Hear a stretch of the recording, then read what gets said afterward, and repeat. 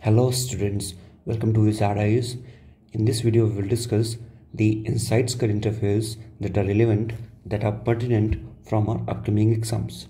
So the first news which is in the limelight is the CMS convention. So basically just recently the CMS, that is the Conservation of the Migratory Species of the Wild Animal Convention of COP15 just happened in the Samarkand, Uzbekistan, and this was in the limelight. Now talking about the conservation of the migratory species, basically the bird migrate from one place to other place in search of the food, habitat and other natural selections. Hence they form a lot of the pathways, and hence we need to also conserve them when the moment they are moving or migrating from one place to other place, and hence this convention just came in the news. The second news is regarding the AI's impact on the meritocracy. So basically everyone has some sort of ability that is known as the merit, but you know that because of the AI is far more better, far more intelligent than the human intelligence. Hence there's a lot more debate going on that the AI could hamper the natural working condition, or it can occupy a lot of working space that right now the humans are holding. So this news came in the limelight. The third news is regarding the prelims fact. In the prelims fact we will talk about some of the facts, just like the Paruveta Utsavam and the Gyanpit Award was given to whom, and U. Troy Singh, he's that protester from the northeastern region. And then we will talk about the mission Basundhara 4.0. This is the mission of the Assam, where it is associated with the land record. Next is water on the surface of the asteroid. We have found the water on one of the surface of the asteroid. We will talk about it, and we'll also talk about the rhodamine B. It is a cancerous causing substance, means it is a carcinogenic substances. Then we will talk about the Munich, which is in the Germany, in the mapping part. So talking about the conservation of the migratory species. So basically you should know that as I told you, जो summit होता है, the conservation of the migratory species, it is for the bird. Basically what happened, that bird migrate from one place to other place. You can just see here on this picture that bird migrate from one place to other place in search of the food, habitat and other natural resources. Let's say there's so much cold in the far-fetched area of the Russia or in the very north. So the bird will migrate from that far area to this part. Clear? So the moment when they are migrating, so they draw various pathways. Clear? And these are known as basically the flying ways of the birds. Okay, and they are the migratory bird. So a lot of pathways are formed. Talking about in the context of India, the pathway just like the Central Asia, East Asian, Australia and East Africa, West Asia. These three are the pathways that just passed from the India, and in them the biggest one is the Central Asia. There are a lot more birds, just like for example Amul falcon also. So it migrates from one region to other region, and it take a halt in the northeastern region also, in the Meghalaya, near about that. So talking about the conservation on the migratory species, so just recently the one of its summit, that is the COP14, was held in the Samarkand, Uzbekistan, and the headquarter of the convention on the migratory species is in the Bonn, Germany. It was established in the 1983, and basically there are 33 members, and India is also one of the member, and it covers the animals, including the terrestrial and the aquatic and the avian migratory animals. Means terrestrial and aquatic, including the avian migratory animals, will be there under their conservation. And it will conserve, and it will do the sustainable use of the terrestrial animals or whatever the animals. So if we want to use those animals for any of our purpose, so that should be in a very organic way. It should not be fabricated, or we should use it in a very judicial manner. Now talking about the list, is it has any list? Yes, it has.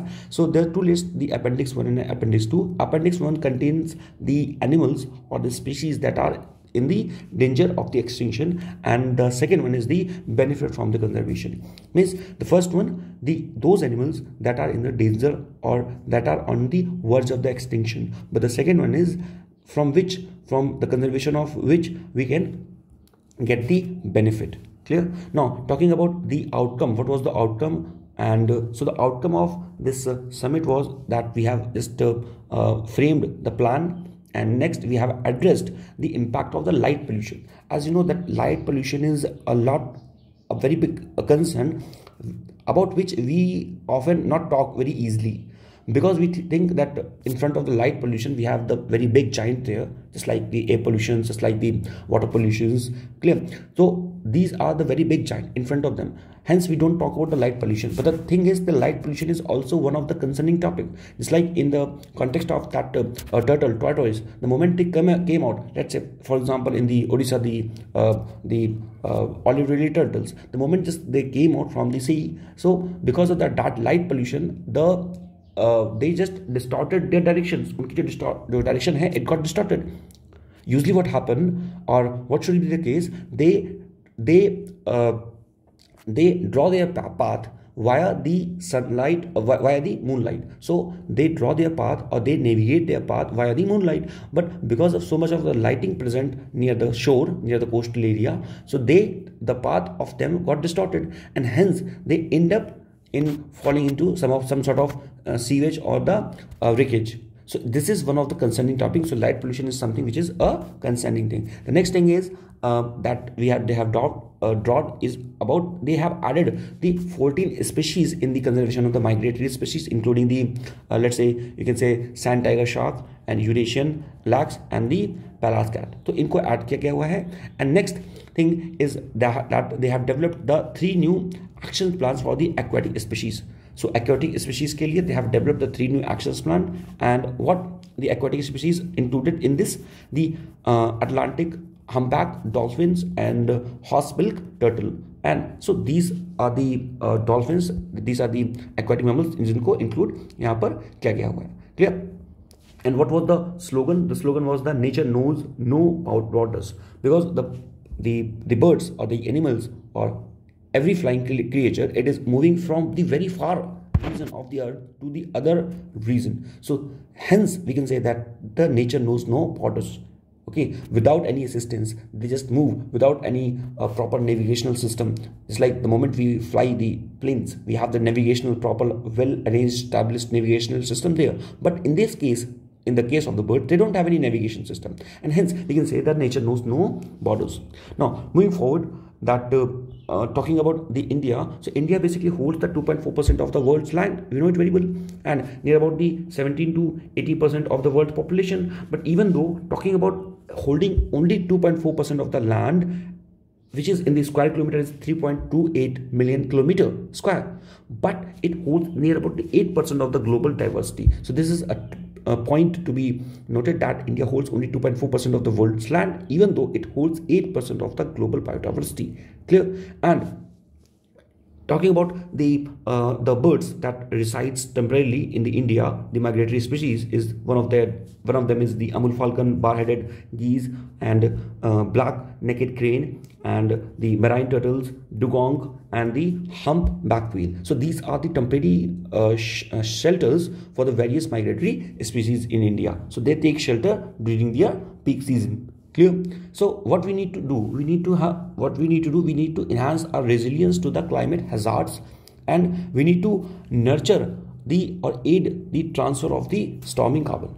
Clear? So these are some of the ways, these are some of the things that came out from the CMS convention. Now talking about what are the initiatives that India has taken so far in this domain. So India has taken the some of the initiatives, just like the National Action Plan for the Conservation of the Migratory Species that we have established in 2018, and this is up to the 2023. So here India has launched this the action plan to address the habitat loss, hunting and the pollution and the climate change.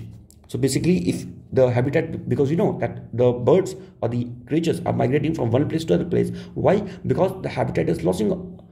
So because of the loss of the habitat, because of the not congenial atmosphere, not congenial situations there, not congenial geographical situations, they are moving, and hunting also, the pollution and the climate change. So these are some of the reasons. Hence we have launched National Action Plan for the conservation of the migratory species. Now next thing, we have launched the conservation of the marine turtles, and this we have launched the marine turtle policy and the marine stranding management policy 2020. So 2020 में हमने इसको launch किया था. Next we have the transboundary protection idea, in which we are making a lot of pathways to protect the wild animals, just like the tiger, Asiatic elephant, snow leopard, and the Asian lions. Next we have launched the Protect Snow Leopard also in 2009 to protect the snow leopard. Clear? Next we have launched the Dugong Conservation Reserve. You know that Dugong, it is also called as the basically you can call it as the sea cow, or you can call it as the manatees. Clear? So Dugong is also called as the sea cow or manatees. It is basically a cow. It is a herbivorous animal that resides in the water. So it's always there in the water, and it eats grass that grows in the water, that is also known as the kelp. So kelp is the type of the grass that grows in the water, and it eats that grass. It is a herbivorous animal. Then we have the Wildlife Protection Act of 1972 that including that migratory birds in the Schedule 2. And other initiatives, we have banned the veterinary use of the diclofenac. Now what is a diclofenac? Diclofenac is a type of you can say that the moment the mammals, the cow and the mammals, the moment they got sick, so there's a painkiller tablet given to these mammals in terms of, and it contains the diclofenac. But the problem is, the moment these animals died, so their caricatures, their body or their remains of the body is eaten by the vultures.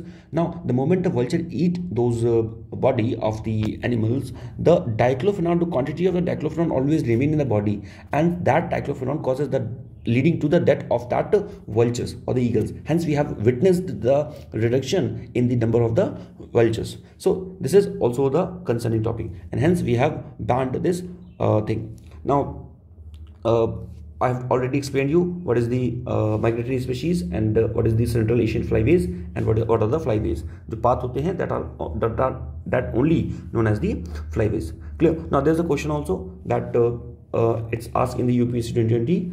Now we need to just match the declaration, just like the Alma Ata Declaration. Next is the Hague Declaration, Hague Convention, and Talanoa Dialogue, and under 2 coalition. Now which one is the correct? So the correct answer is 1 and 3. So the Alma Ata Declaration is regarding the healthcare of the people. Now you can relate it as A for apple. So people eat apple, they become healthy. So it is just an analogy I'm trying to draw, making a mnemonic. So Alma Ata Declaration, it is related to the healthcare of the people, and Talanoa Dialogue, it is related to the global climate change. Clear?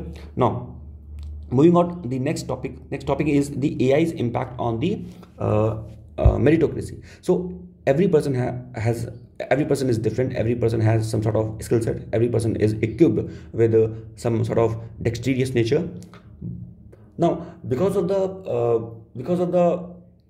this AI age, so AI age far more better than the human intelligence. It works in a better way. The analogy it draw is far more better than the human analogy. So basically now we are talking about the AI's impact on the meritocracy. So we are preparing everyone,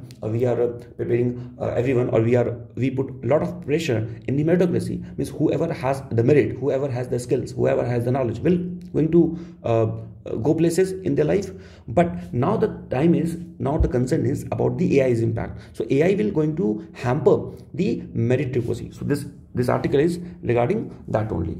So now let's talk about the different views of the meritocracy. So there we have some scholars, and what those scholars thinks about the meritocracy, first we will understand. It's like there's a Michael Young. Now what Michael Young is saying, that it is a new form of the social stratification. Clear? So what they are saying, that the AI has, look, AI is a technology. AI is a technology. Now, this technology is something that only the elite class people having so much of resources and so much of technology, so much of money, so that they can avail these technologies. They can just be up to the par with the state of the art technology. So they can just use this technology and they become the merit came to them. So basically the knowledge, even though we have got given the reservation, because we know that there's a lot of inequality in the society. So hence what the author is trying to say, or what the news is saying, conveying, is because the AI is present there, and AI is something that is used by the elite class only, or the person who is affluent in terms of money. Clear? So that will create also a gulf between the rich and the poor. Clear? So this AI, the knowledge of the AI or the upcoming of the AI, will also create new form of the social stratification. So this is what the Michael Young is saying. Then the Michael Sandel, he is saying the meritocracy fosters the enlightenment among the successful and the resentment among those left behind erodes the social cohesion. क्या कहने का मतलब है? The meritocracy fosters the enlightenment among the successful and resentment among those left behind, eroding the social cohesion. So what I'm saying, the thing already I have mentioned, that there's a poor, there's a rich man, and there's a poor man. Clear? Now, what is the thing? The rich has all the resources and the poor don't have the resources, and because of that, the rich become merit, or he has a lot of the skills, he has a lot of the good skills. Now he become a meritorious student, a meritorious person. But what about this poor person? He don't have the skills. Now he don't have the skills either, and now he don't have because of not having the skills, he is not in the merit, and hence this is creating a big gulf between them. And hence we can say that this is evading the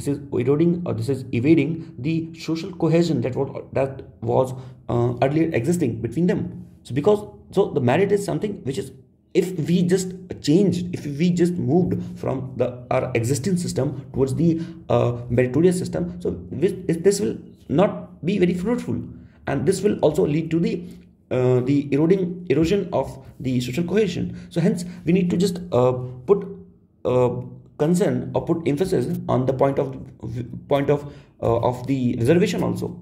Clear? So hence the reservation was given so that the person who is unprivileged, who is untouched, can also get the edge in his life. Now next thing is about the this person, the post structural. He said that the meritocratic systems can reinforce the existing inequalities. So whatever the existing inequalities is there could be reinforced if we focus on the meritocracy. The next is the Adrian Wool.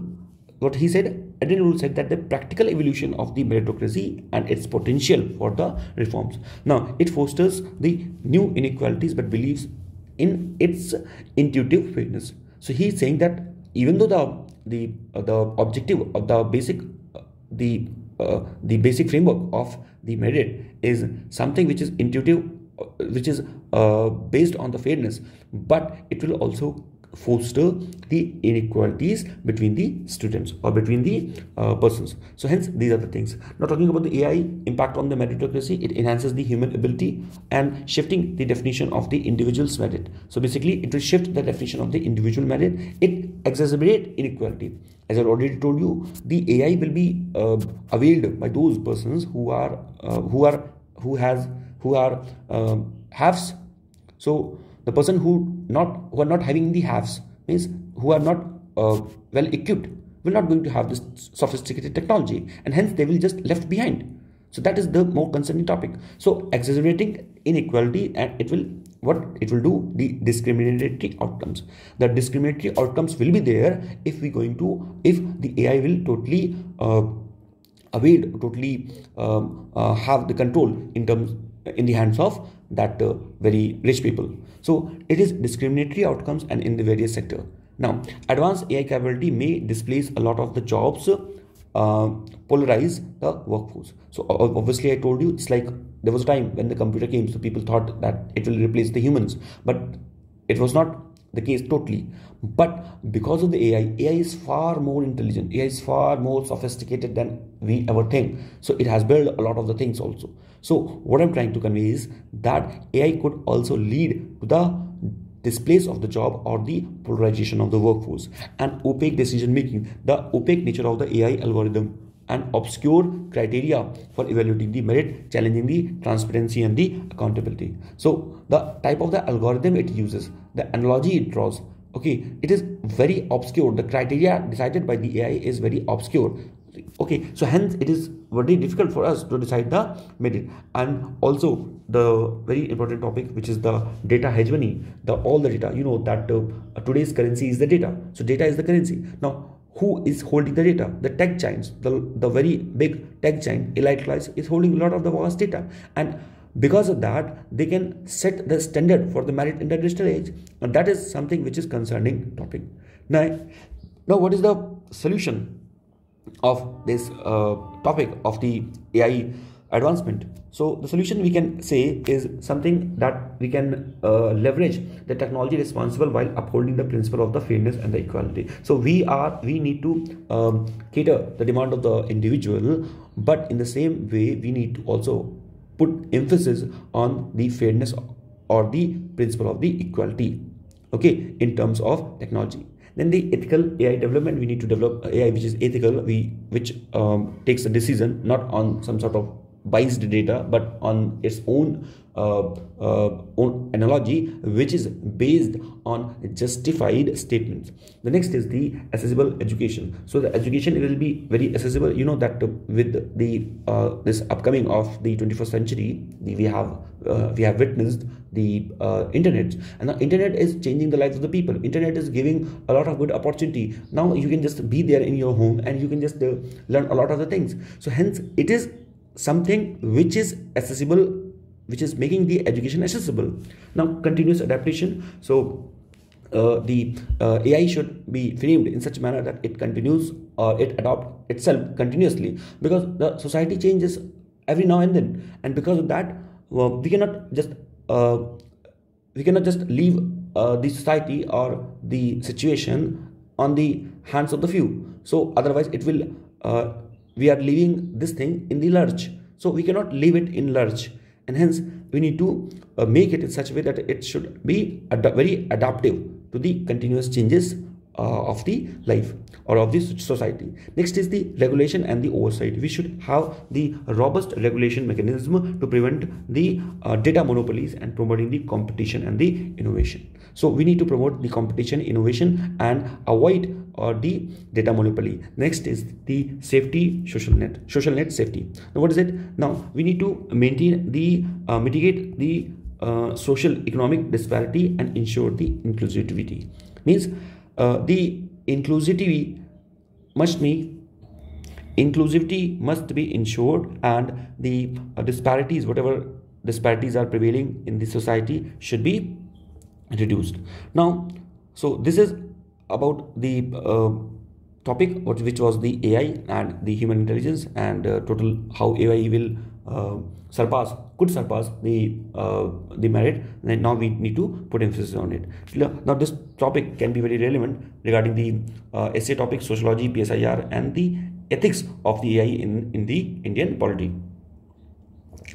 Now talking about the next topic is the Gyanpith Award. So now talking about the next topic is the Parveta Utsavam. Now what is it? It is basically a mock hunting festival which was held in the Sri Narasimha Swami temple in the Aho Bilam. Clear? So it is what is it? It is associated with the Lord Vishnu, and he is considered as the incarnation of the Narasimha. So we know that reincarnation theory, and so this is about it, and it highlights the absence of the caste discrimination. So this is something which is giving also a social message that we need to discriminate, we need to remove, or we need not to give very much thought to this caste thing.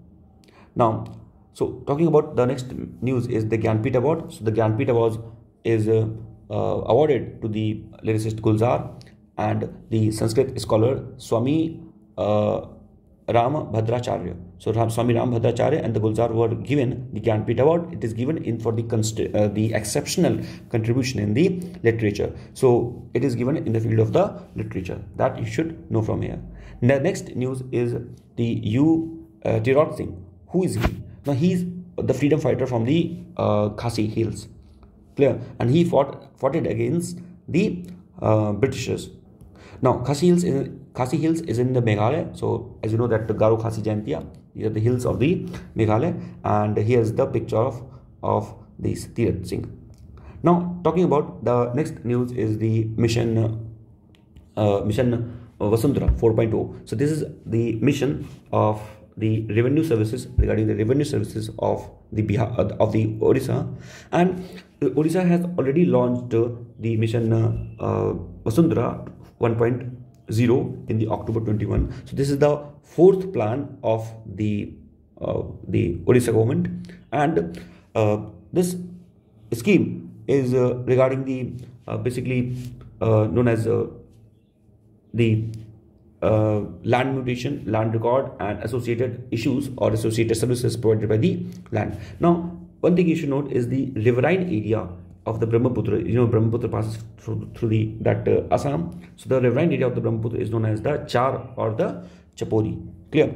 Now, talking about the next thing is we have witnessed the water from an asteroid. Now we have the asteroid named as the Eris and the Massalia. So from these two asteroids we have extracted the water, and the water extraction was made using the collection of the data by the NASA's Stratospheric Observatory for the Infrared Astronomy, that in short form is called as the SOFIA. SOFIA जो NASA का mission है, from that we have extracted the water from these two asteroids, that is the Iris and the Massalia.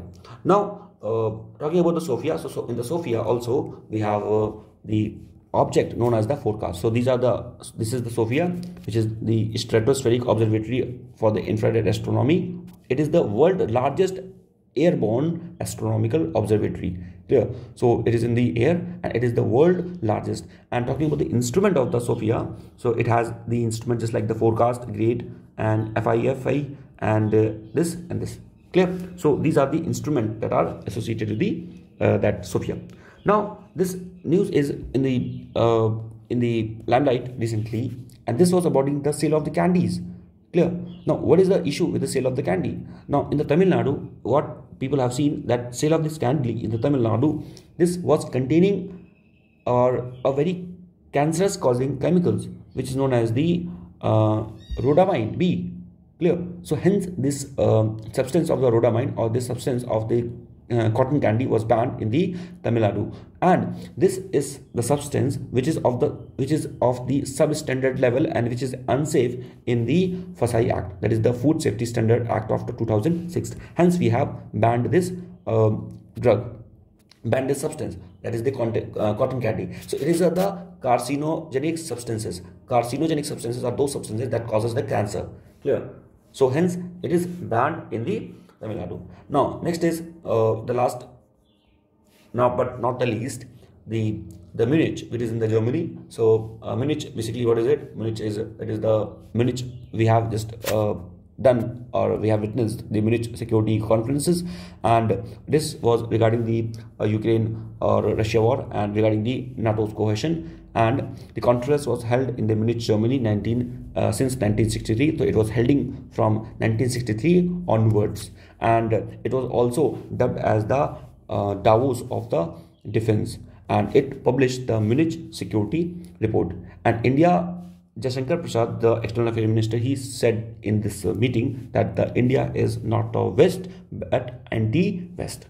So basically we have also noted that we have moved from the policy of the non-alignment to the all-alignment. So in the same manner, you can say that we are just now framing an old policy, our independent foreign policy. So this was regarding the whole news, and I hope you have liked this session. I'll try to update the more news of 21st on the upcoming days. So if you like the video, just do like it, subscribe our channel and spread the video as far as you can. Thank you so much. Jai Hind.